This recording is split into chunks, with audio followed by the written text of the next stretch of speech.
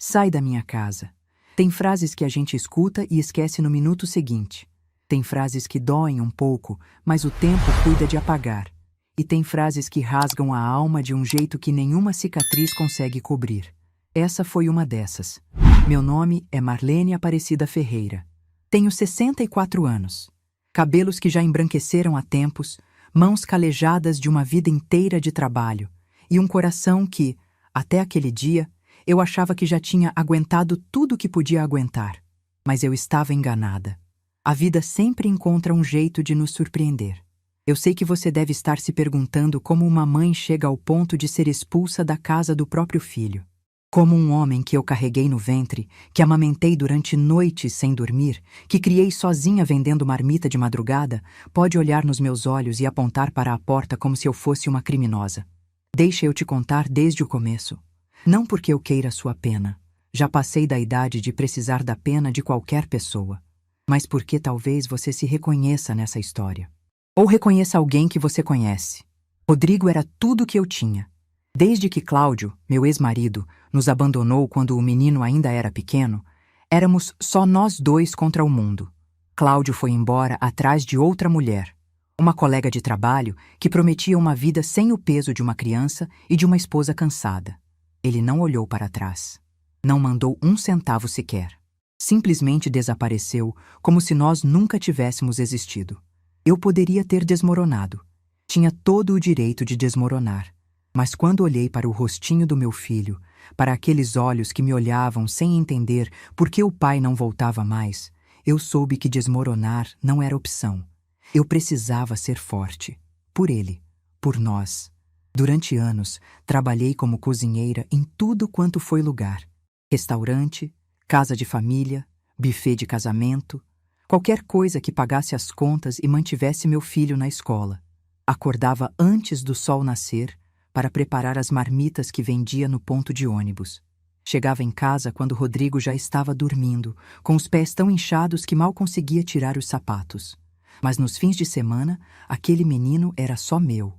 Eu lia histórias para ele antes de dormir, inventando vozes diferentes para cada personagem. Levava no parque da praça perto de casa, empurrando o balanço até ele pedir para parar. Fazia bolo de chocolate com cobertura de brigadeiro, que era o preferido dele.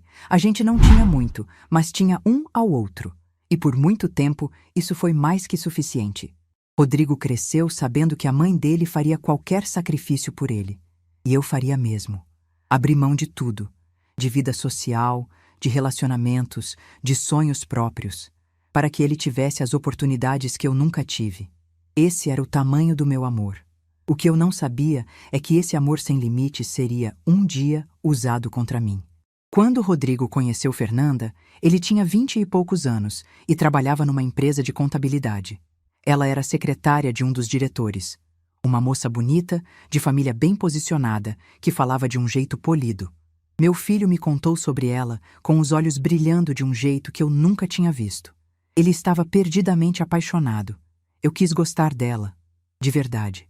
Quando Rodrigo a trouxe para jantar na minha casa pela primeira vez, preparei tudo com carinho. Fiz frango assado com batatas, arroz soltinho, farofa do jeito que meu filho gostava desde criança. Coloquei a toalha de mesa bordada que só usava em ocasiões especiais, aquela que tinha sido da minha mãe. Fernanda chegou sorrindo. Elogiou a decoração, disse que estava tudo aconchegante, que tinha adorado os quadros na parede. Mas havia algo naquele sorriso que não chegava aos olhos, algo que eu não conseguia identificar, mas que me fazia sentir um desconforto sutil, como uma pedrinha dentro do sapato. Durante o jantar, ela foi educada. Perguntou sobre meu trabalho, sobre minha vida, sobre como tinha sido criar Rodrigo sozinha. Mas a forma como fazia as perguntas não parecia interesse genuíno. Parecia avaliação. Como se ela estivesse montando um dossiê mental sobre quem eu era. Quando foram embora, Rodrigo me perguntou o que eu tinha achado. Eu olhei para o rosto esperançoso do meu filho e disse que ela parecia uma boa moça. Guardei minhas dúvidas num canto escuro do coração. Afinal, o que eu sabia sobre mulheres elegantes? O casamento aconteceu pouco mais de um ano depois.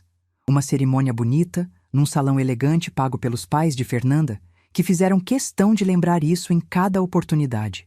A mãe dela, uma senhora de nariz empinado, olhava para mim como se eu fosse um móvel fora do lugar. O pai mal me dirigiu a palavra durante toda a festa. Eu fui a mãe do noivo que sentou na primeira fila com um vestido comprado em promoção, tentando não parecer deslocada entre pessoas que claramente me viam como inferior. Mas engoli o desconforto, porque aquele dia era sobre a felicidade do meu filho. Nada disso importou quando nasceu Bernardo. Meu primeiro neto chegou ao mundo numa madrugada de chuva, e quando a enfermeira colocou aquele bebê nos meus braços, eu chorei tanto que ela perguntou se eu estava passando mal. Eu não estava passando mal. Eu estava renascendo. Aquele menininho de olhos fechados e punhos cerrados era a prova de que todo o sacrifício da minha vida tinha valido a pena. 2 anos depois veio Alice, uma menininha de olhos grandes e sorriso fácil. Aquelas 2 crianças se tornaram a razão do meu viver. E aos poucos, sem que eu percebesse, também se tornaram a corrente que me prendia a uma situação que eu deveria ter questionado muito antes. Rodrigo e Fernanda trabalhavam muito. Ele tinha sido promovido, ela assumira um cargo de coordenação. Os 2 saíam cedo e voltavam tarde, e alguém precisava cuidar das crianças. Esse alguém fui eu. No começo, Fernanda dizia que era temporário, que logo contratariam uma babá profissional.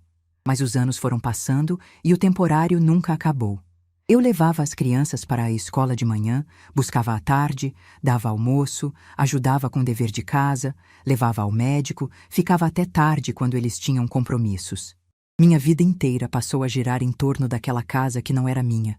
E eu não reclamava. Jamais. Como eu poderia reclamar de passar tempo com meus netos? Cada momento com Bernardo e Alice era um presente precioso. O que eu não percebia era que, enquanto eu me dedicava àquelas crianças, Fernanda estava construindo, tijolo por tijolo, as paredes que iriam me prender. Começou com críticas pequenas. Minha comida tinha muito sal. Eu deixava as crianças assistirem televisão demais. Eu mimava demais, não impunha limites, era permissiva. Fernanda nunca gritava, nunca levantava a voz. Ela falava com aquele tom educado, aquele sorriso polido. Mas cada palavra era um espinho que se cravava na minha confiança. Rodrigo ouvia calado. Às vezes concordava com a esposa com um aceno de cabeça. Às vezes fingia que não tinha escutado.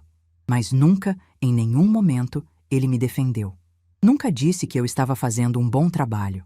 As críticas foram ficando mais afiadas. Um dia, Fernanda disse na frente de visitas que eu vestia as crianças de qualquer jeito, que Alice tinha ido para a escola com a roupa amassada. Outro dia, reclamou que Bernardo estava com as unhas sujas e perguntou, com aquele sorriso venenoso, se eu não tinha reparado. Sempre com testemunhas. Sempre de um jeito que me fazia parecer incompetente. Eu comecei a duvidar de mim mesma. Será que eu realmente estava fazendo tudo errado? Será que meus métodos eram antiquados? Passei a me desculpar por coisas que não tinha feito, a pisar em ovos cada vez que Fernanda estava por perto, a me diminuir para caber nos espaços cada vez menores que ela permitia. Então veio a semana que mudou tudo. Fernanda tinha uma viagem de trabalho, um congresso em outra cidade que duraria 5 dias. Rodrigo estava fechando um projeto importante e precisava ficar até tarde. Eles me ligaram, não para perguntar se eu podia, mas para comunicar que eu ficaria com as crianças. E eu fui, como sempre. Aqueles 5 dias foram os mais felizes que eu tinha vivido em muito tempo.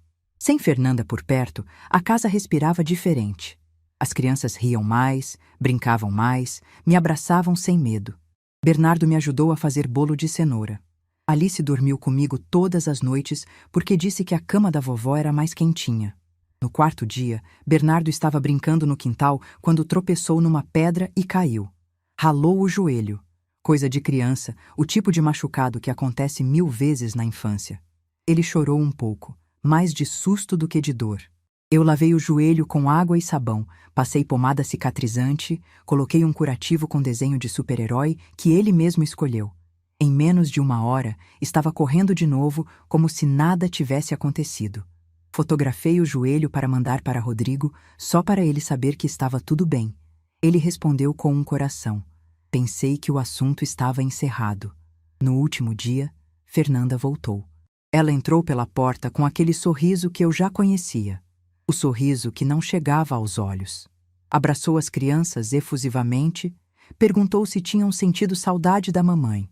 Olhou ao redor da casa como se estivesse inspecionando cada canto em busca de falhas. Quando seus olhos pousaram no joelho de Bernardo, ainda com o curativo de super-herói, seu rosto mudou. Foi sutil, tão sutil que talvez ninguém mais tivesse percebido. Mas eu percebi. Era o olhar de alguém que acabou de encontrar a arma que procurava. Ela não disse nada na hora. Só me olhou de um jeito que me fez gelar por dentro. Naquela noite, quando Rodrigo chegou do trabalho, eu já estava me preparando para ir embora. Tinha dado beijo de despedida nas crianças, estava vestindo o casaco na sala. Foi quando ouvi os gritos vindos do quarto. Fernanda surgiu segurando Bernardo no colo, chorando de forma descontrolada. Lágrimas escorriam pelo rosto, a voz saía embargada, o corpo todo tremia. Ela gritava que tinha descoberto a verdade, que Bernardo tinha contado tudo para ela, que eu tinha batido nele, que Alice tinha dito que a avó machucava quando ficava brava. Meu mundo parou. O ar sumiu dos meus pulmões. Tentei explicar. Tentei dizer que Bernardo tinha caído brincando, que eu tinha fotos, que jamais seria capaz de machucar meus netos. Mas Fernanda não me deixava terminar uma frase. Gritava por cima das minhas palavras, repetia as acusações como verdades absolutas, abraçava as crianças como se estivesse protegendo elas de um monstro. Rodrigo estava paralisado no meio da sala. Olhava para mim, para a esposa, para os filhos chorando. Eu implorava com os olhos para que ele me ouvisse, para que lembrasse quem eu era, para que me desse uma chance de me defender. Foi quando Fernanda se virou para ele e disse as palavras que quebraram minha vida. Ou ela sai dessa casa agora, ou eu vou embora e levo as crianças. Você escolhe, Rodrigo, sua mãe ou sua família. O silêncio que se seguiu foi o mais longo da minha existência. Vi meu filho engolir em seco. Vi ele olhar para Fernanda, para os filhos chorando, para mim. Vi ele fazer a conta silenciosa que homens fracos fazem quando precisam escolher entre a verdade e o conforto. E vi quando ele fez sua escolha. Rodrigo olhou nos meus olhos, os mesmos olhos que ele olhava quando era criança e precisava de proteção, e apontou para a porta. Sai, mãe. 2 palavras que carregavam o peso de uma vida inteira de sacrifícios jogados no lixo. Eu não gritei, não chorei, não implorei. Olhei para aquele homem que eu havia criado com tanto amor, com tanta dedicação, e percebi que ele não era mais meu. Talvez nunca tivesse sido. Peguei minha bolsa e caminhei até a porta. Meus passos eram firmes, minha coluna estava ereta. Eu não ia dar a Fernanda o prazer de me ver desmoronar, mas antes de sair, olhei para trás uma última vez, e foi quando vi. Fernanda tinha parado de chorar. As lágrimas haviam sumido como num passe de mágica. E nos lábios dela havia um sorriso, pequeno, discreto, vitorioso, um sorriso que só eu vi. Saí daquela casa e fechei a porta atrás de mim. Caminhei pelo corredor, desci as escadas, atravessei a portaria. Só quando cheguei ao ponto de ônibus, sozinha na noite fria, é que deixei as lágrimas caírem. Mas enquanto chorava, algo dentro de mim estava mudando. Uma semente de percepção plantada naquele sorriso vitorioso começava a germinar. E havia outra coisa que não saía da minha cabeça. Uma coisa que eu tinha visto no canto da sala, bem no momento em que Fernanda fazia sua cena de lágrimas. Uma pequena luz vermelha piscando. Uma câmera. O banco do ponto de ônibus estava gelado. Era uma daquelas noites de inverno em que o frio parece entrar pelos ossos e se instalar ali, como se quisesse ficar para sempre. Eu estava sentada sozinha, com a bolsa no colo, olhando para o nada. As lágrimas tinham parado de cair, mas o rosto ainda estava molhado, e eu nem me importava em secar. Quanto tempo fiquei ali? Não sei dizer. Podiam ter sido minutos ou horas. O tempo tinha perdido o sentido naquela noite. Tudo o que eu conseguia pensar era na voz do meu filho dizendo aquelas 2 palavras. Sai, mãe. Elas ecoavam na minha cabeça como um sino quebrado, repetindo sem parar. Um ônibus passou e não parei. Outro passou e eu continuei sentada. Só quando o terceiro chegou é que me levantei, mais por instinto do que por vontade. Entrei, Paguei a passagem com o dinheiro trocado que sempre carregava na bolsa e sentei no fundo, perto da janela. A cidade passava lá fora, cheia de luzes e de gente vivendo suas vidas normais, enquanto a minha tinha acabado de desmoronar. Eu não tinha para onde ir. Essa verdade me atingiu como um soco no estômago. Minha casa era um quartinho alugado num bairro simples, onde eu morava desde que Rodrigo se casou. Tinha uma coisa nas noites em que não ficava lá. Desci do ônibus perto de casa e caminhei as 3 quadras até o prédio. Subi os 4 lances de escada porque o elevador estava quebrado há meses. Abri a porta e acendi a luz. O quartinho me olhou de volta com sua solidão de sempre, mas naquela noite parecia ainda mais vazio. Sentei na cama sem tirar os sapatos. Olhei para o celular. Nenhuma mensagem, nenhuma ligação. Rodrigo não tinha mandado nada. Nenhum "chegou bem", nenhum "desculpa", nenhum "vamos conversar". Nada. Fiquei acordada a noite inteira. Às vezes chorava. Às vezes ficava apenas olhando para o teto. Às vezes pegava o celular para ver se tinha chegado alguma coisa. Mas a tela continuava vazia, e a cada hora que passava, a esperança ia morrendo um pouco mais. Quando o sol nasceu, eu ainda estava na mesma posição. Levantei.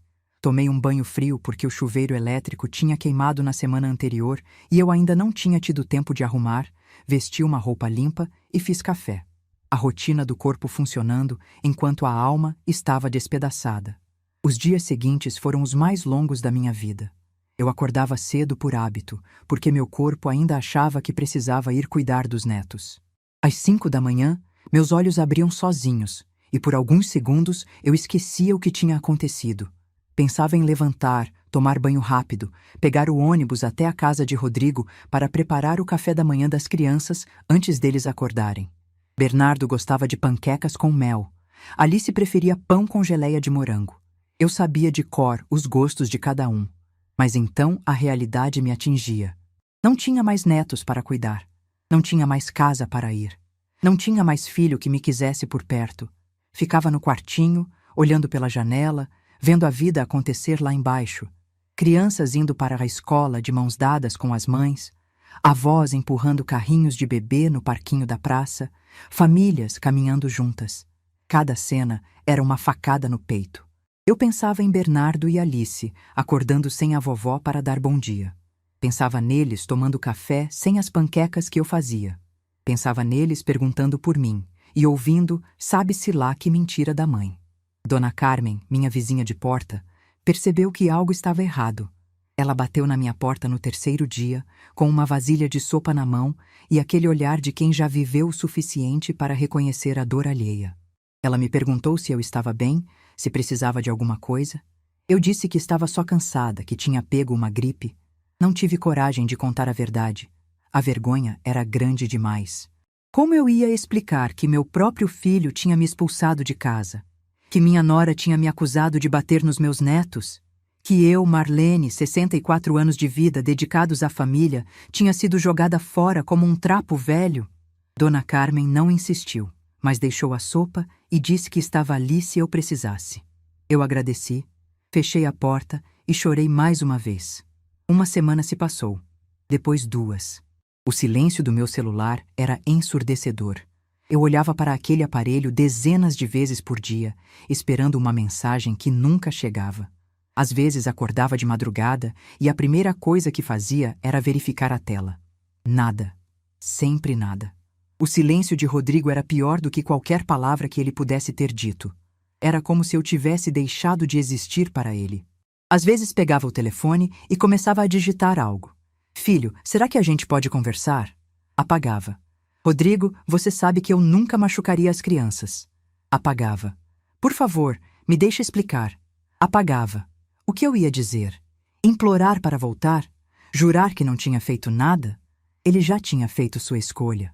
Tinha escolhido a esposa. Tinha escolhido acreditar numa mentira em vez de confiar na mulher que tinha dado a vida por ele. Pensei em ligar para os netos, mas sabia que Fernanda nunca deixaria. Pensei em aparecer na porta da escola, só para ver os rostinhos deles de longe. Mas e se Fernanda descobrisse? E se usasse isso contra mim, dissesse que eu estava perseguindo as crianças? Não podia dar essa arma para ela. Foi na terceira semana que algo começou a mudar dentro de mim. Eu estava sentada na cama, olhando para uma foto dos meus netos que tinha na carteira, quando percebi que a dor estava se transformando. Ainda doía, claro. Doía como se alguém tivesse arrancado um pedaço de mim. Mas junto com a dor, estava nascendo outra coisa. Algo que parecia raiva, mas não era bem raiva. Era mais como uma clareza. Uma lucidez que eu não tinha antes. Comecei a lembrar de coisas que tinha ignorado ao longo dos anos. Das vezes em que Fernanda me humilhou e eu fiquei calada. Das vezes em que Rodrigo não me defendeu e eu fingi que não tinha importância. Das vezes em que engoli minha dignidade para manter a paz de uma família que, no fim das contas, nunca me viu como parte dela. E lembrei do sorriso. Aquele sorriso vitorioso nos lábios de Fernanda, no momento em que eu saía pela porta. Ela não estava triste, não estava preocupada com as crianças. Ela estava comemorando. Tinha conseguido o que queria. Tinha me eliminado. E a câmera, a luz vermelha piscando no canto da sala. Eu tinha visto, mas na hora não tinha processado. Agora, sozinha no meu quartinho, aquela imagem voltava com força total. Havia uma câmera na sala. Uma câmera que provavelmente gravava tudo. Se existia uma gravação daquela noite, existia a prova de que eu não tinha feito nada de errado. Existia a prova das mentiras de Fernanda. Existia a verdade. Mas como eu ia conseguir essa gravação? Eu não podia simplesmente aparecer na casa e pedir. Fernanda nunca deixaria. E Rodrigo tinha deixado claro de que lado estava. Foi quando pensei em Luciana. Luciana era uma moça de 20 e poucos anos que trabalhava como babá na casa de Rodrigo algumas tardes por semana. Tinha começado há uns 2 anos, quando Fernanda decidiu que precisava de ajuda extra, mesmo tendo a mim disponível todos os dias. Na época, eu tinha ficado magoada, achando que era mais uma forma de me diminuir. Mas com o tempo, Luciana e eu nos tornamos próximas. Ela era mãe solteira, como eu tinha sido. Criava sozinha uma filhinha de 3 anos, a pequena Yasmin, uma menina esperta de olhos grandes que me lembrava Alice quando era bebê. Luciana trabalhava em 2 casas para dar conta das despesas e ainda fazia bico como manicure nos fins de semana. Eu via nela a mesma luta que eu tinha enfrentado décadas atrás e por isso a tratava sempre com carinho. Quando sobrava comida do almoço que eu fazia para as crianças, sempre separava um pouco para ela levar para casa. Luciana também gostava de mim. Quando chegava na casa e me encontrava lá, sempre sorria e dizia que Dona Marlene era a melhor avó do mundo. Às vezes, quando as crianças dormiam e a gente tinha um tempinho de folga, ela me contava sobre suas dificuldades, sobre como era difícil criar uma filha sozinha, sobre como sentia falta de ter uma mãe por perto para ajudar. A mãe dela tinha falecido de uma doença grave quando Luciana ainda era adolescente, e ela nunca tinha superado essa perda. Eu não sabia se Luciana ainda estava trabalhando na casa depois do que aconteceu. Não sabia se ela tinha visto alguma coisa naquela noite. Não sabia se teria coragem de me ajudar, mesmo que soubesse da verdade. Afinal, ela dependia daquele emprego. Precisava do dinheiro para pagar o aluguel, a creche da Yasmin, as contas do mês. Como eu podia pedir que ela arriscasse tudo isso por mim? Mas Luciana era minha única esperança. Peguei o celular e procurei o número dela. Tínhamos trocado contatos há mais de 1 ano, quando ela precisou me avisar que chegaria atrasada num dia em que eu estava com as crianças. Encontrei o número e fiquei olhando para ele por um longo tempo, sem saber o que fazer. E se ela não quisesse se envolver? E se ela tivesse medo de Fernanda? E se ela achasse que eu realmente tinha feito algo errado? Guardei o celular sem ligar. Não estava pronta ainda. Naquela noite, tive um sonho estranho. Sonhei que estava na casa de Rodrigo, mas a casa estava vazia. Eu caminhava pelos cômodos procurando meus netos, mas não encontrava ninguém. Só ouvia suas vozes ao longe, chamando por mim. Vovó! Vovó! Eu corria pelos corredores, abria todas as portas, mas eles não estavam em lugar nenhum. Acordei com o coração disparado e o rosto molhado de lágrimas. Foi nessa manhã que tomei uma decisão. Eu não ia ligar para Luciana, não ainda. Primeiro, precisava me recompor, precisava parar de chorar, parar de me esconder, parar de ter vergonha, precisava voltar a ser Marlene. A mulher que criou um filho sozinha, que trabalhou a vida inteira sem reclamar, que nunca abaixou a cabeça para ninguém. Se existia uma forma de provar minha inocência, eu ia encontrar. Mas ia fazer isso com dignidade, sem implorar, sem me humilhar, sem dar a Fernanda o gosto de me ver rastejando. Levantei da cama, tomei banho, vesti uma roupa decente e saí de casa. Fui até a padaria da esquina, comprei pão fresquinho e um café com leite. Sentei numa mesinha perto da janela e observei a rua enquanto comia. A vida continuava lá fora. O mundo não tinha parado porque eu estava sofrendo. E talvez isso fosse uma lição. Talvez eu precisasse aprender que minha vida não podia depender dos outros. Que eu não podia desmoronar só porque meu filho tinha me decepcionado. Eu tinha 64 anos. Ainda tinha saúde, ainda tinha força, ainda tinha algum dinheiro guardado. Não era o fim. Era só um recomeço muito difícil. Quando voltei para o quartinho, peguei o celular e olhei novamente para o número de Luciana. Dessa vez, não guardei. Digitei uma mensagem simples. Luciana, aqui é Dona Marlene. Será que a gente podia conversar?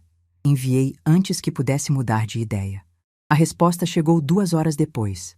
Luciana disse que tinha ficado preocupada comigo, que tinha ouvido o que aconteceu e que precisava muito me contar uma coisa.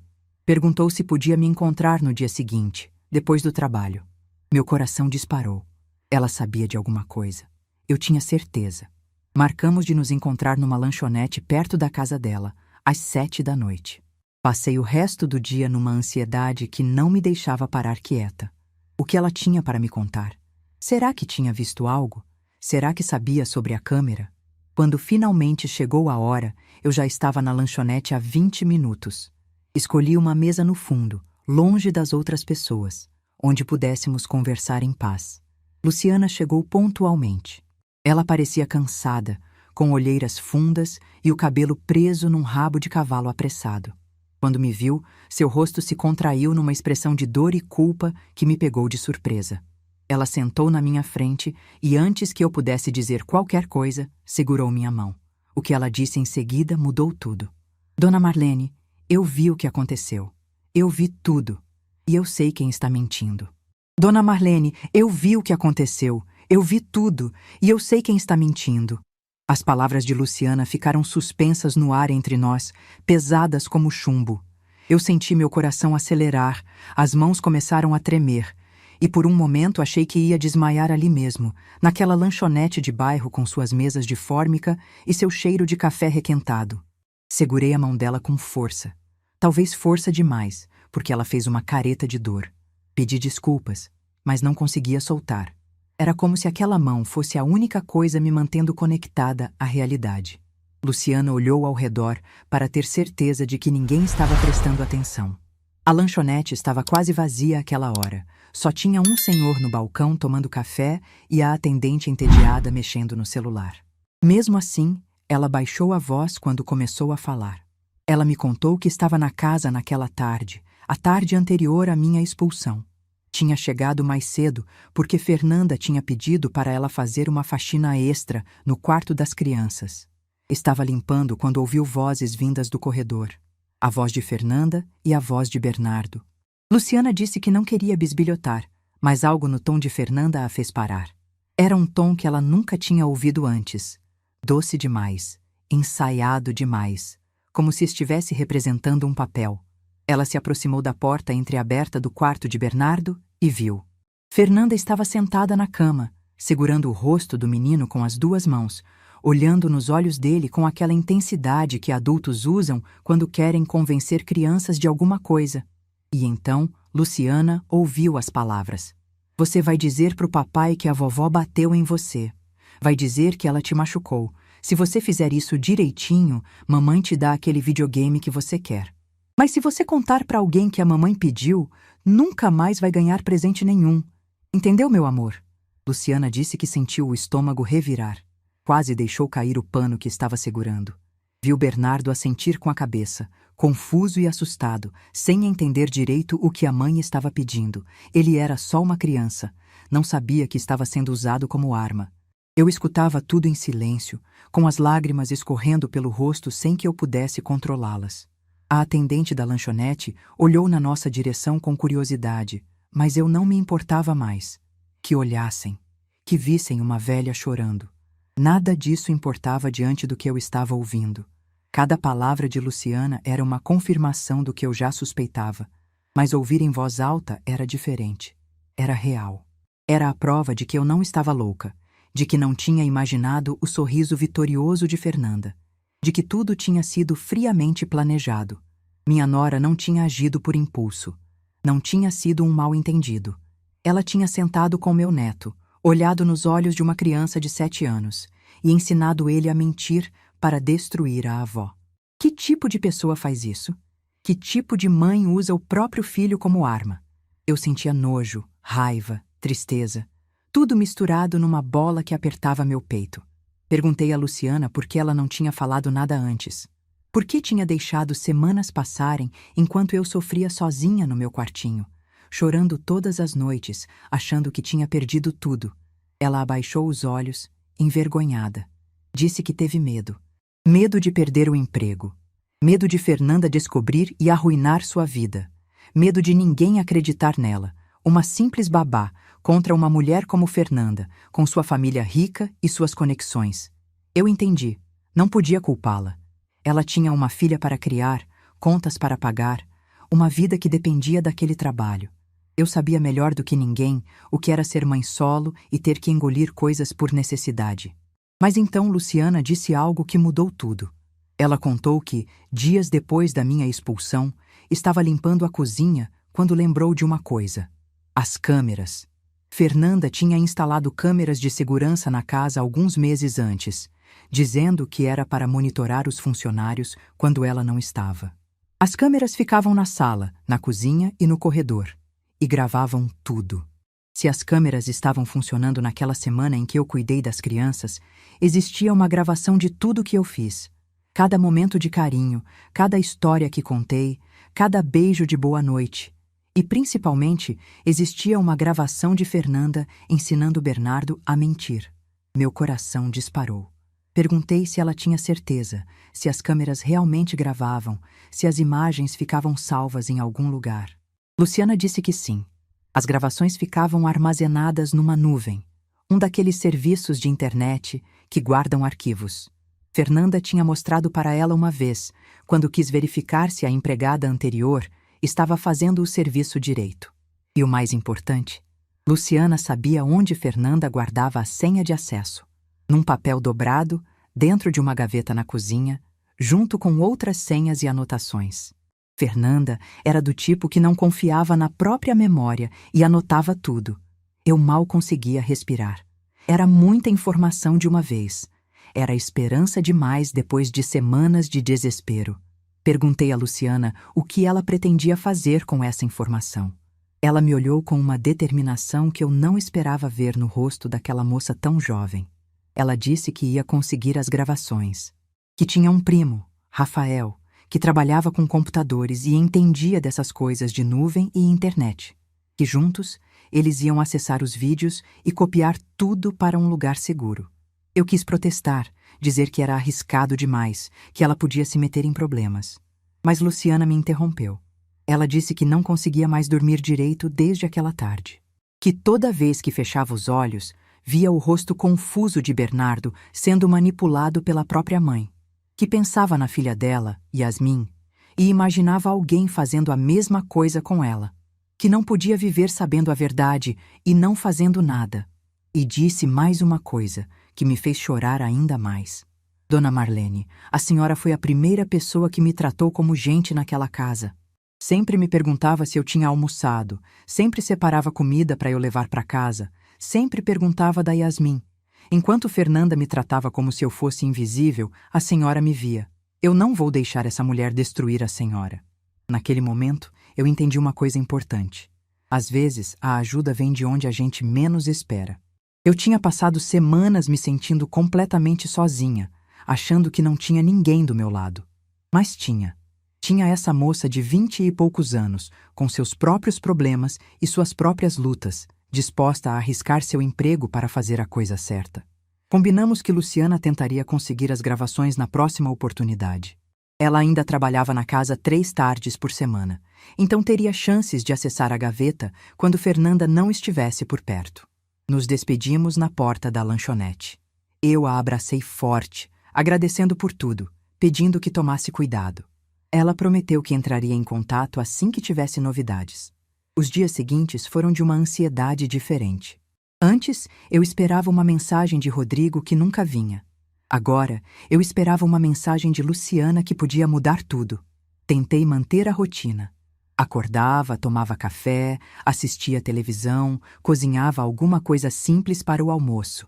Mas minha mente estava sempre em outro lugar. Imaginava a Luciana entrando na cozinha da casa do meu filho, abrindo a gaveta, procurando o papel com a senha. Imaginava ela ligando para o primo Rafael, explicando a situação, pedindo ajuda. No quinto dia, meu celular tocou. Era a Luciana.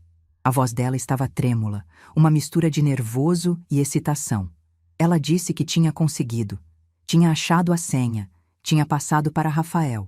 E ele tinha conseguido acessar as gravações da nuvem. Estavam lá, todos os vídeos, cada minuto de cada dia. Ela disse que Rafael tinha passado horas assistindo às gravações, procurando os momentos importantes. E tinha encontrado tudo. Tinha encontrado os vídeos da semana em que eu cuidei das crianças, eu fazendo café da manhã com carinho, cortando as panquecas de Bernardo em pedacinhos do jeito que ele gostava. Eu lendo histórias à noite, fazendo vozes diferentes para cada personagem enquanto Alice ria. Eu cantando para Alice dormir, a mesma canção que cantava para Rodrigo quando ele era pequeno. Eu cuidando do joelho de Bernardo depois da queda, lavando com cuidado, passando pomada, colocando o curativo de super-herói enquanto ele escolhia qual desenho queria. Horas e horas de uma avó amando seus netos, sem um único gesto de agressão, sem um único momento de raiva. Só amor. Amor puro e verdadeiro. E tinha encontrado o outro vídeo, o vídeo de Fernanda. O vídeo em que ela sentava na cama de Bernardo, segurava o rosto dele com as duas mãos e ensinava, palavra por palavra, a mentira que destruiria a avó dele. O vídeo em que prometia um videogame em troca da traição. O vídeo em que ameaçava tirar todos os presentes se ele contasse para alguém. Estava tudo lá. O áudio claro, a imagem nítida, sem sombra de dúvida. A prova irrefutável da maldade calculada daquela mulher que dormia na cama do meu filho. Luciana disse que Rafael tinha copiado tudo para um pendrive. Todas as gravações relevantes, organizadas por data e hora. Um dossiê completo da verdade. Perguntei o que faríamos agora. Luciana ficou em silêncio por um momento. Depois disse que essa decisão era minha. Eu era a pessoa que tinha sido injustiçada. Eu é que devia decidir o que fazer com aquela prova. Eu poderia ir à polícia, denunciar Fernanda por manipulação de criança. Poderia procurar um advogado, entrar com um processo por danos morais, exigir indenização por tudo que ela me fez passar. Poderia mandar os vídeos para toda a família, para os pais dela, para os primos, para os amigos, e expor Fernanda publicamente como a pessoa vil que ela era. Poderia postar nas redes sociais, deixar o mundo inteiro ver a verdade. Confesso que, por alguns momentos, a ideia de vingança me pareceu doce. Imaginei o rosto de Fernanda quando visse sua máscara cair.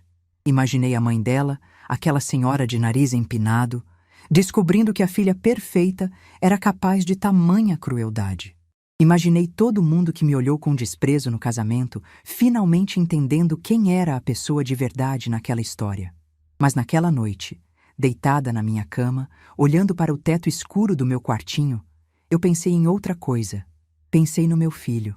Rodrigo tinha me expulsado. Tinha escolhido acreditar na esposa em vez de confiar na própria mãe. Tinha me magoado de uma forma que eu nunca imaginei ser possível. Mas ele ainda era meu filho, o menino que eu criei, o homem que eu amava apesar de tudo. Se eu fosse à polícia, se eu expusesse Fernanda publicamente, eu destruiria a família dele. Meus netos cresceriam no meio de um escândalo. Bernardo carregaria para sempre a culpa de ter sido usado como instrumento de uma mentira. Alice cresceria sabendo que a mãe dela era capaz de fazer algo tão cruel. Eu não queria vingança. Nunca quis. O que eu queria era justiça. E mais do que justiça, eu queria que meu filho soubesse a verdade. Queria que ele visse com os próprios olhos quem era a mulher com quem tinha se casado. Queria que a escolha de acreditar ou não acreditar fosse dele. No dia seguinte, liguei para Luciana e disse o que tinha decidido. O pendrive seria entregue diretamente nas mãos de Rodrigo. Sem intermediários, sem público, sem escândalo. Só ele e a verdade. Luciana concordou. Disse que fazia sentido, que era a coisa certa a fazer. Mas perguntou se eu tinha certeza, se eu estava preparada para a possibilidade de Rodrigo ainda assim escolher Fernanda. De ver a verdade e mesmo assim não me procurar. Eu disse que estava preparada. Que se Rodrigo visse os vídeos e ainda assim não quisesse me ter por perto, então eu saberia definitivamente que tinha perdido meu filho. Não para Fernanda, mas para a fraqueza dele mesmo. Combinamos que Luciana entregaria o pendrive na próxima quinta-feira, quando Fernanda tivesse uma reunião no escritório e Rodrigo estivesse em casa trabalhando. Ela entraria como sempre, faria seu trabalho normal e, antes de sair, deixaria o pendrive nas mãos dele. Diria apenas que ele precisava ver o que estava ali e iria embora. O resto seria com ele. Quando desliguei o telefone, senti uma paz estranha. Não era felicidade, não era alívio. Era mais como uma aceitação. Eu tinha feito tudo o que podia fazer. Tinha encontrado a verdade. Tinha conseguido a prova. Tinha decidido o caminho mais digno. Agora, só me restava esperar. E torcer para que o menino que eu criei ainda existisse em algum lugar dentro daquele homem que me mandou embora. A quinta-feira chegou como todas as outras manhãs daquelas últimas semanas. O sol nasceu, os pássaros cantaram, a cidade acordou e seguiu sua rotina. Mas para mim, aquele dia era diferente. Aquele dia podia mudar tudo. Luciana tinha me mandado uma mensagem na noite anterior, confirmando que estava tudo certo. Fernanda tinha uma reunião importante no escritório às 14h, dessas que duravam horas. Rodrigo estaria em casa, trabalhando no escritório que ele tinha montado no quarto de hóspedes. As crianças estariam na escola até às 5. Era a janela perfeita. Eu passei a manhã inteira andando de um lado para o outro no meu quartinho, incapaz de ficar parada. Tentei assistir televisão, mas não conseguia prestar atenção. Tentei comer alguma coisa, mas a comida não descia. Meu estômago estava embrulhado de ansiedade. Às 2h15, meu celular apitou. Era Luciana. Só 2 palavras. Entreguei, saí. Meu coração disparou. Estava feito. O pendrive estava nas mãos do meu filho. Agora era com ele. Sentei na cama e fiquei olhando para o celular, esperando. Não sabia o que esperar exatamente. Uma ligação? Uma mensagem? Silêncio? Qualquer coisa parecia possível naquele momento. 1 hora se passou. Nada. 2 horas. Nada. O sol começou a se pôr e meu celular continuava mudo. Eu imaginava Rodrigo no escritório dele, talvez ocupado com o trabalho, talvez nem tendo olhado para o pendrive ainda. Ou talvez tivesse olhado e decidido ignorar. Talvez tivesse jogado no lixo sem nem assistir aos vídeos. Essa possibilidade me doía mais do que eu gostaria de admitir. Quando o relógio marcou 8 da noite, eu já tinha desistido de esperar. Tomei um banho, vesti meu pijama, preparei um chá que eu sabia que não ia conseguir tomar. Estava me preparando para mais uma noite de insônia quando a campainha tocou. Eu gelei. Ninguém tocava minha campainha àquela hora. Dona Carmen já estava dormindo, os vizinhos não tinham intimidade comigo. Só podia ser uma pessoa. Caminhei até a porta com as pernas tremendo. Respirei fundo. Abri. Rodrigo estava parado na minha frente. Por um momento, eu não o reconheci. O homem que eu via não era o mesmo que tinha me mandado embora semanas atrás. Aquele Rodrigo tinha sido frio, distante, seguro de si. Este Rodrigo parecia ter envelhecido anos em poucas horas. Os olhos estavam vermelhos e inchados, a barba por fazer, a roupa amarrotada. Ele segurava o pendrive na mão direita como se fosse uma bomba que tinha acabado de explodir na cara dele. E então ele fez algo que eu nunca vou esquecer enquanto viver. Meu filho caiu de joelhos. Ali mesmo, na soleira da minha porta, no corredor do prédio, onde qualquer vizinho podia ver. Ele caiu de joelhos no piso frio, sem se importar com quem estava olhando, sem se importar com a própria dignidade. Segurou minhas mãos e começou a chorar de um jeito que eu não via desde que ele era criança. Um choro que vinha do fundo da alma, que sacudia o corpo inteiro, que não tinha vergonha nem compostura. Dona Carmen abriu a porta do apartamento dela, atraída pelo barulho. Vi pelo canto do olho a expressão de choque no rosto dela ao ver meu filho ajoelhado, chorando descontroladamente. Ela deve ter entendido que era um momento privado, porque fechou a porta sem dizer nada. Me perdoa, mãe. Me perdoa. Eu vi tudo. Eu vi o que ela fez. Eu vi o que eu fiz. Me perdoa. As palavras saíam emboladas entre soluços, repetidas como uma oração desesperada. Ele apertava minhas mãos com tanta força que chegava a doer, mas eu não me importava. A dor física não era nada comparada à dor que eu tinha sentido nas últimas semanas. Eu olhava para aquele homem ajoelhado na minha frente e sentia tantas coisas ao mesmo tempo que não sabia nomear nenhuma delas. Raiva? Um pouco. Tristeza? Muita. Alívio? Talvez. Mas acima de tudo, o que eu sentia era uma paz estranha. Uma paz que eu não esperava sentir. Por alguns segundos que pareceram eternos, eu não disse nada. Apenas olhei para meu filho, aquele menino que eu tinha criado com tanto sacrifício, aquele homem que tinha me despedaçado com 2 palavras. Vi nele o garotinho que corria para meus braços quando tinha pesadelo. Vi nele o adolescente que me abraçava no Dia das Mães. Vi nele todas as versões dele que eu tinha amado ao longo da vida. E vi também o homem que tinha escolhido a esposa em vez da mãe. O homem que não me deu chance de me defender. O homem que apontou para a porta e disse: "Sai!" Respirei fundo e disse a única coisa que podia dizer naquele momento: "Levanta, Rodrigo. Entra, a gente precisa conversar." Ele levantou devagar, ainda chorando, ainda tremendo. Entrou no meu quartinho e olhou ao redor como se estivesse vendo o lugar pela primeira vez. Vi a surpresa nos olhos dele ao perceber onde eu estava morando. Esse quartinho minúsculo, esse fogão de 2 bocas, essa cama de solteiro. Acho que ele nunca tinha parado para pensar onde eu estava vivendo depois que me expulsou. Sentei na única cadeira que eu tinha. Ele sentou na cama, de frente para mim, segurando o pendrive com as 2 mãos como se fosse uma relíquia sagrada. E então, ele começou a contar. Disse que quando Luciana entregou o pendrive, ele quase não deu atenção. Estava ocupado com uma planilha, tinha um prazo para cumprir. Mas algo no olhar da moça o fez parar. Ela disse apenas que ele precisava ver aquilo, que era sobre mim, que era sobre a verdade. Rodrigo disse que conectou o pendrive no computador sem esperar muita coisa. Achou que talvez fosse alguma mensagem minha, algum pedido de desculpas, alguma tentativa de me justificar. Ele admitiu isso com vergonha. Admitiu que ainda achava naquele momento que eu tinha feito algo errado. Mas então os vídeos começaram a rodar. Primeiro, ele viu a semana em que eu cuidei das crianças. Ele me viu acordando de madrugada para preparar o café da manhã. Me viu cortando as panquecas de Bernardo em pedacinhos, exatamente do jeito que o menino gostava. Me viu lendo histórias à noite, fazendo vozes engraçadas, rindo junto com as crianças. Me viu cobrindo Alice com o cobertor quando ela adormecia no sofá. Me viu cantando canções de ninar, as mesmas que eu cantava para ele quando era pequeno. Rodrigo disse que chorou pela primeira vez assistindo a esses vídeos. Não de tristeza, mas de vergonha. Vergonha de ter duvidado de mim.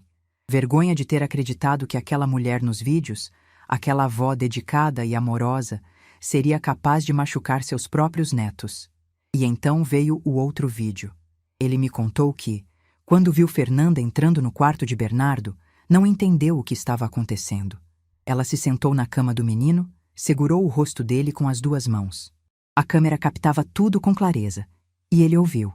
Ouviu a própria esposa ensinando o filho a mentir. Ouviu ela prometendo um videogame em troca da traição. Ouviu ela ameaçando tirar todos os presentes se ele contasse para alguém.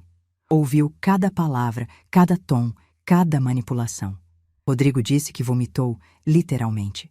Correu para o banheiro e vomitou até não ter mais nada no estômago. Depois ficou sentado no chão do banheiro, chorando, sem conseguir se levantar. Não sabia quanto tempo ficou ali. Podia ter sido 1 hora ou 3 horas. O tempo tinha parado de existir. Quando finalmente conseguiu se recompor, ele voltou para o escritório e assistiu ao vídeo de novo. Precisava ter certeza de que não tinha imaginado. Precisava ver de novo, ouvir de novo, confirmar que a mulher com quem ele tinha se casado era capaz de tamanha crueldade. E era. Estava tudo ali, gravado, inegável. Ele disse que pensou em mim naquele momento. Pensou em como eu tinha saído pela porta sem chorar, sem gritar, sem implorar. Pensou em como eu tinha mantido a dignidade, mesmo sendo acusada injustamente. Pensou em todas as vezes que Fernanda tinha me criticado, me diminuído, me feito sentir que eu não era boa o suficiente. E percebeu que ela vinha fazendo isso há anos, que cada crítica, cada olhar, cada comentário maldoso fazia parte de um plano maior. Ela queria me afastar, desde o começo, e ele tinha deixado. Eu escutei tudo em silêncio. Não interrompi uma vez sequer. Deixei meu filho falar, desabafar, confessar. Ele precisava colocar para fora tudo o que estava sentindo, e eu precisava ouvir. Quando ele terminou, ficamos em silêncio por um longo momento. O barulho da rua entrava pela janela, carros passando, pessoas conversando lá embaixo. A vida normal continuando enquanto dentro daquele quartinho, duas pessoas tentavam reconstruir os cacos de uma relação despedaçada.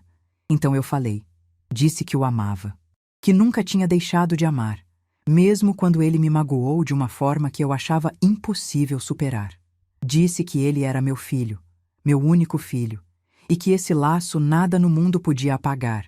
Mas disse também que amor não significava aceitar tudo, que ser mãe não significava ser capacho, que eu não ia fingir que nada tinha acontecido só porque ele estava arrependido. Eu disse que ele ia ter que reconstruir minha confiança, não com palavras, não com lágrimas, mas com ações. Dia após dia, escolha após escolha. Ia levar tempo, talvez muito tempo. E eu não podia garantir que as coisas voltariam a ser como antes, porque algumas coisas, quando quebram, ficam diferentes mesmo depois de coladas. Rodrigo ouviu tudo assentindo, as lágrimas ainda escorrendo pelo rosto.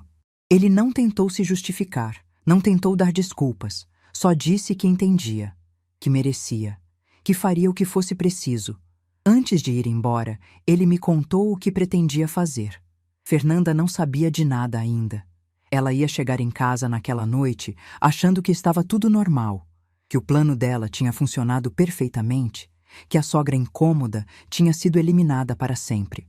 Mas Rodrigo disse que ia confrontá-la, ia mostrar os vídeos, ia dar a ela a chance de explicar, mesmo sabendo que não existia explicação possível.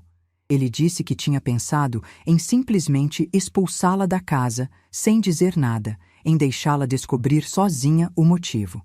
Mas decidiu que isso não seria justo. Não justo com ela, ela não merecia justiça nenhuma, mas justo com ele mesmo. Ele precisava olhar nos olhos de Fernanda e ver a reação dela. Precisava saber se ela sentiria algum remorso, alguma vergonha, alguma coisa que provasse que ainda existia humanidade dentro dela. E disse mais uma coisa. Disse que o casamento tinha acabado, que não conseguia mais olhar para Fernanda sem sentir nojo, que não ia permitir que uma pessoa capaz de tamanha maldade calculada continuasse criando os filhos dele, ensinando a eles que mentir e manipular eram comportamentos aceitáveis. Quando Rodrigo foi embora, eu fiquei parada na porta por um longo tempo, olhando para o corredor vazio. Meu filho tinha vindo até mim, tinha se ajoelhado, tinha pedido perdão. Era mais do que eu esperava, mais do que eu tinha me permitido sonhar naquelas semanas de solidão. Mas a paz que eu sentia não era completa. Ainda faltava algo. Ainda faltavam meus netos, Bernardo e Alice, os dois corações que eu mais amava no mundo depois de Rodrigo. Eles ainda não sabiam a verdade. Ainda achavam que a avó tinha feito algo errado. Bernardo ainda carregava a culpa de ter mentido, mesmo sem entender direito o que tinha feito. Eu precisava vê-los, precisava abraçá-los, precisava dizer que estava tudo bem, que a vovó não estava brava, que a vovó amava eles mais do que tudo no mundo. Precisava explicar para Bernardo, de um jeito que uma criança pudesse entender, que ele não tinha culpa de nada, que adultos às vezes pedem coisas erradas para as crianças e que ele não fez nada de errado ao obedecer à mãe. Mas isso teria que esperar. Primeiro, Rodrigo precisava resolver as coisas com Fernanda. Primeiro, a poeira precisava baixar. Primeiro, A verdade precisava ser estabelecida de vez. Naquela noite, pela primeira vez em semanas, eu dormi em paz. Não porque tudo estava resolvido. Não porque a dor tinha desaparecido, mas porque eu sabia que a verdade tinha vencido e que, acontecesse o que acontecesse dali para frente, eu tinha mantido minha dignidade intacta. O silêncio que eu escolhi no dia da minha expulsão tinha sido minha maior força. Eu não tinha gritado, não tinha implorado, não tinha me humilhado. Tinha saído de cabeça erguida, mesmo com o coração despedaçado. E agora, finalmente, esse silêncio estava sendo recompensado. Os dias que se seguiram à visita de Rodrigo foram estranhos. Eu me sentia suspensa entre dois mundos, o mundo de dor em que tinha vivido nas últimas semanas e um novo mundo que ainda não tinha forma definida. A verdade tinha vindo à tona, meu filho tinha pedido perdão, mas a história ainda não estava completa. Rodrigo me ligou no dia seguinte para contar o que tinha acontecido com Fernanda. Ele disse que ela chegou em casa naquela noite sorrindo, contando sobre a reunião, reclamando do trânsito. Agiu como se tudo estivesse perfeitamente normal, como se não tivesse destruído a vida da sogra com uma mentira calculada, como se não tivesse manipulado o próprio filho para ser cúmplice de uma crueldade. Rodrigo esperou ela terminar de falar. Esperou ela guardar a bolsa, tirar os sapatos, servir uma taça de vinho. E então ligou a televisão e conectou o pendrive. Ele disse que o rosto de Fernanda mudou no instante em que ela se viu na tela. A taça de vinho escorregou da mão dela e se espatifou no chão, manchando o tapete caro que ela tinha escolhido com tanto cuidado. Ela ficou pálida, depois vermelha, depois pálida de novo. Tentou falar alguma coisa, mas as palavras não saíam. O vídeo continuou rodando. Ela se viu segurando o rosto de Bernardo, ensinando palavra por palavra a mentira que destruiria a avó dele. Ela se ouviu prometendo o videogame, ameaçando tirar os presentes. Cada segundo era uma condenação sem apelação. Quando o vídeo terminou, Fernanda tentou se explicar. Disse que eu sempre tinha sido uma ameaça, que eu queria roubar o amor dos filhos dela, que ela só estava protegendo a família. Disse que eu a fazia sentir inadequada, que eu julgava cada coisa que ela fazia, que eu nunca a tinha aceitado de verdade como parte da família. Rodrigo ouviu tudo em silêncio, e quando ela terminou, disse apenas uma frase: "Faz as malas. Você tem até amanhã para sair." Fernanda chorou, implorou, ameaçou. Disse que ia lutar pela guarda das crianças, que ia contar para todo mundo que ele estava expulsando a mãe dos filhos dele, que ia destruir a reputação dele. Rodrigo respondeu que ela podia fazer o que quisesse, mas que tinha cópias dos vídeos guardadas em lugares seguros, e que, se ela tentasse qualquer coisa, o mundo inteiro veria quem ela realmente era. Ela foi embora no dia seguinte. Levou as malas, alguns móveis que eram dela e o que restava da dignidade que ela achava que tinha. Os pais dela vieram buscá-la com o carro, e pela janela, Rodrigo viu a mãe de Fernanda olhando para a casa com uma expressão de choque. Acho que naquele momento ela começou a entender que a filha perfeita não era tão perfeita assim. Uma semana depois da partida de Fernanda, Rodrigo me ligou com uma pergunta que fez meu coração acelerar. "Mãe, as crianças querem ver a senhora. Posso levar eles aí?" Eu mal consegui responder. A voz embargou, os olhos encheram de lágrimas.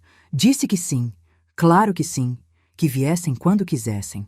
Passei o resto do dia arrumando o quartinho, comprando biscoitos que eu sabia que eles gostavam, preparando suco natural de laranja, como fazia quando cuidava deles. Quando a campainha tocou no final da tarde, minhas mãos tremiam tanto que quase não conseguia abrir a porta.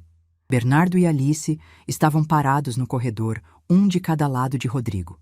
Os dois pareciam menores do que eu lembrava, mais frágeis, mais vulneráveis.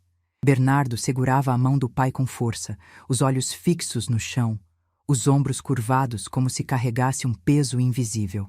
Alice me olhava com uma expressão de quem não sabe direito o que está sentindo. Medo, esperança, saudade, tudo misturado naqueles olhos grandes. Por um momento que pareceu durar uma eternidade, ninguém se mexeu. O corredor estava em silêncio. Eu podia ouvir meu próprio coração batendo. Então Alice soltou a mão do pai e correu para mim. Ela se jogou nos meus braços com tanta força que quase me derrubou, e começou a chorar.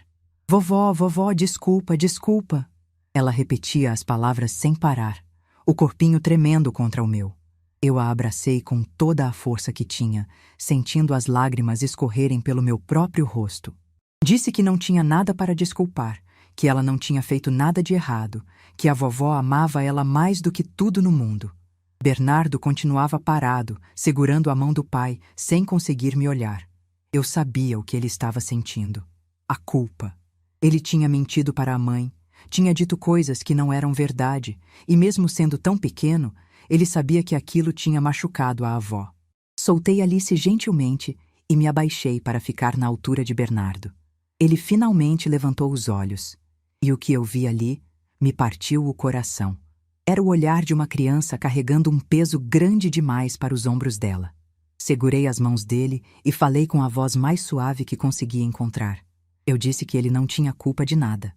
Que adultos às vezes pedem para as crianças fazerem coisas erradas e que as crianças não têm como saber. Disse que ele só estava tentando ser um bom filho, fazendo o que a mãe dele pediu e que isso não era errado. Disse que a vovó nunca ficou brava com ele, nem por um segundo sequer. Bernardo me olhou com os olhos cheios de lágrimas e perguntou, com a voz trêmula, se eu ainda gostava dele. Eu o puxei para um abraço e disse que gostava dele mais do que todas as estrelas do céu juntas. Que nada no mundo ia mudar isso. Que ele sempre seria meu neto amado, meu Bernardinho, meu menino de curativo de super-herói. Ele chorou no meu ombro por um longo tempo, e enquanto o segurava, olhei para Rodrigo parado na porta. Meu filho também estava chorando, silenciosamente, vendo a cena que ele tinha quase destruído para sempre. Naquela tarde, ficamos os 4 no meu quartinho pequeno, comendo biscoitos e tomando suco de laranja. As crianças exploraram cada canto do lugar. Perguntaram por que eu morava ali. Perguntaram se eu ia voltar para a casa deles. Eu disse que ainda não sabia, que as coisas estavam se ajeitando aos poucos. Antes de irem embora, Bernardo me deu um desenho que tinha feito. Era eu, ele e Alice de mãos dadas, com um sol enorme no canto da página. Embaixo, com a letra torta de criança, ele tinha escrito: Eu amo a vovó. Guardei aquele desenho como se fosse o tesouro mais precioso do mundo. Nas semanas seguintes, a vida foi se reorganizando aos poucos. Rodrigo conseguiu a guarda das crianças com direito de visita amplo para mim, registrado em cartório, como ele tinha prometido. Fernanda tentou contestar no início, mas quando os advogados dela viram os vídeos, aconselharam que ela aceitasse um acordo discreto. Ela não queria que aquelas imagens vazassem. A reputação dela valia mais do que a briga. Eu voltei a ver meus netos regularmente. Não todos os dias como antes, mas várias vezes por semana. Rodrigo os trazia no meu apartamento, ou eu ia até a casa deles quando ele estava lá. A dinâmica era diferente agora. Eu não era mais a avó que ficava à disposição para qualquer necessidade. Era a avó que tinha sua própria vida, seus próprios horários, seus próprios limites. E sabe de uma coisa? As crianças me respeitavam mais assim. Luciana veio me visitar algumas semanas depois. Ela tinha pedido demissão da casa de Rodrigo. Disse que não conseguia mais trabalhar lá depois de tudo o que aconteceu, mas tinha encontrado outro emprego numa casa onde a patroa a tratava bem e pagava um salário justo. Eu a abracei e agradeci por tudo que ela tinha feito. Disse que sem ela eu nunca teria conseguido provar minha inocência, que ela tinha arriscado muito para fazer a coisa certa, que eu estava eternamente grata. Luciana sorriu e disse uma coisa que me marcou profundamente. Ela disse que eu tinha sido a primeira pessoa a tratá-la como gente naquela casa. Que eu sempre perguntava se ela tinha comido, se a filha dela estava bem, se ela precisava de alguma coisa, que enquanto todo mundo via nela apenas uma funcionária, eu via uma pessoa. A senhora me ensinou que bondade existe, Dona Marlene, e eu não ia deixar a senhora sofrer por ser boa. Naquele dia, entendi que as coisas pequenas que fazemos importam mais do que imaginamos. Cada gesto de carinho, cada palavra de gentileza, cada momento em que escolhemos ver o outro como ser humano, tudo isso cria conexões invisíveis que podem nos salvar nos momentos mais difíceis. Rodrigo e eu estamos reconstruindo nossa relação, devagar. Ele vem me visitar toda semana, às vezes sozinho, às vezes com as crianças. A gente conversa sobre tudo, sobre o passado, sobre o presente, sobre o futuro. Ele me conta sobre o trabalho, sobre as dificuldades de criar 2 filhos sozinho, sobre as saudades que ainda sente do casamento que ele achava que tinha. Eu não finjo que tudo está bem. Ainda dói lembrar daquela noite, daquelas 2 palavras, daquele dedo apontado para a porta. Mas a dor está ficando menor a cada dia. E no lugar dela, está crescendo algo novo. Não é o amor cego que eu tinha antes, aquele amor de mãe que aceita qualquer coisa. É um amor mais maduro, mais consciente. Um amor que inclui respeito próprio. Ontem, Rodrigo me perguntou se eu pensava em voltar a morar com eles. Disse que a casa estava vazia demais, que as crianças sentiam falta de ter a avó por perto, que ele queria me dar de volta o que tinha tirado. Eu agradeci, mas disse que não. Disse que gostava do meu apartamento, do meu espaço, da minha independência. Disse que adorava estar com eles, mas que também gostava de ter um lugar só meu, onde eu era Marlene. Não a mãe de alguém, não a avó de alguém, apenas eu mesma. Rodrigo entendeu, ou está aprendendo a entender. Hoje, enquanto escrevo essas palavras, estou sentada na varanda do meu apartamento, olhando para o pôr do sol. O céu está pintado de laranja e rosa, as cores que eu mais gosto. Na mesa ao meu lado, tem uma xícara de café e o desenho que Bernardo me deu, emoldurado. Eu penso em tudo que passei. Na dor, na solidão, na humilhação. Mas também penso na força que descobri dentro de mim. Na dignidade que mantive mesmo quando queriam tirá-la de mim. Nas pessoas inesperadas que apareceram para me ajudar. E penso numa coisa que aprendi nesses meses todos. A gente passa a vida inteira achando que precisa do amor dos outros para ser feliz.